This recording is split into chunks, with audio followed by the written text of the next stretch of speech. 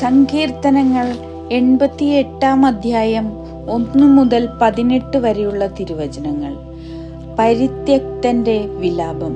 കർത്താവേ, പകൽ മുഴുവൻ ഞാൻ സഹായത്തിന് അപേക്ഷിക്കുന്നു, രാത്രിയിൽ അങ്ങയുടെ സന്നിധിയിൽ നിലവിളിക്കുന്നു. എൻ്റെ പ്രാർത്ഥന അങ്ങയുടെ മുൻപിൽ എത്തുമാറാകട്ടെ. എൻ്റെ നിലവിളിക്ക് ചെവി ചായ്ക്കണമേ. എൻ്റെ ആത്മാവ് ദുഃഖപൂർണമാണ്, എൻ്റെ ജീവൻ പാതാളത്തിൻ്റെ വക്കിലെത്തിയിരിക്കുന്നു. പാതാളത്തിൽ പതിക്കാൻ പോകുന്നവരുടെ കൂട്ടത്തിൽ ഞാൻ എണ്ണപ്പെട്ടിരിക്കുന്നു. എൻ്റെ ശക്തി ചോർന്നുപോയി. മരിച്ചവരുടെ ഇടയിൽ പരിത്യജിക്കപ്പെട്ടവനെ പോലെയും ശവകുടീരത്തിൽ കിടക്കുന്ന വധിക്കപ്പെട്ടവരെ പോലെയും അങ്ങ് ഇനി ഒരിക്കലും ഓർക്കാത്തവരെ പോലെയും ഞാൻ അങ്ങിൽ നിന്ന് വിച്ഛേദിക്കപ്പെട്ടിരിക്കുന്നു.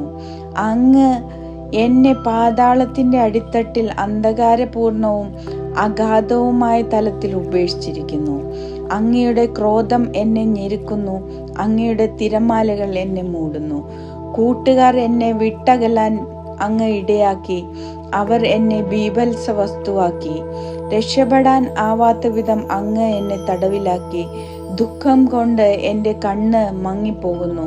കർത്താവെ, എന്നും ഞാൻ അങ്ങയെ വിളിച്ചപേക്ഷിക്കുന്നു. ഞാൻ അങ്ങയുടെ സന്നിധിയിലേക്ക് കൈകൾ ഉയർത്തുന്നു. മരിച്ചവർക്ക് വേണ്ടി അങ്ങ് അത്ഭുതം പ്രവർത്തിക്കുമോ? നിഴലുകൾ അങ്ങയെ പുകഴ്ത്താൻ ഉണർന്നെഴുന്നേൽക്കുമോ? ശവകുടീരത്തിൽ അങ്ങയുടെ സ്നേഹവും വിനാശത്തിൽ അങ്ങയുടെ വിശ്വസ്തതയും പ്രഘോഷിക്കുമോ? അന്ധകാരത്തിൽ അങ്ങയുടെ അത്ഭുതങ്ങളും വിസ്മൃതിയുടെ ദേശത്ത് അങ്ങയുടെ രക്ഷാകര സഹായവും അറിയപ്പെടുമോ? കർത്താവെ, ഞാൻ അങ്ങയോട് നിലവിളിച്ചപേക്ഷിക്കുന്നു. പ്രഭാതത്തിൽ എൻ്റെ പ്രാർത്ഥന അങ്ങയുടെ സന്നിധിയിൽ എത്തുന്നു.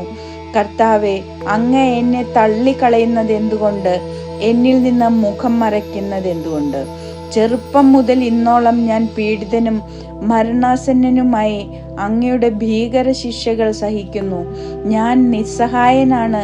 അങ്ങയുടെ ക്രോധം എൻ്റെ നേരെ കവിഞ്ഞൊഴുകി. അങ്ങയുടെ ഭീകരാക്രമങ്ങൾ എന്നെ നശിപ്പിക്കുന്നു. പെരുവെള്ളം പോലെ അത് നിരന്തരം എന്നെ വലയം ചെയ്യുന്നു. അവ ഒരുമിച്ച് എന്നെ പൊതിയുന്നു. സ്നേഹിതരെയും അയൽക്കാരെയും അങ്ങ് എന്നിൽ നിന്ന് അകറ്റിയിരിക്കുന്നു.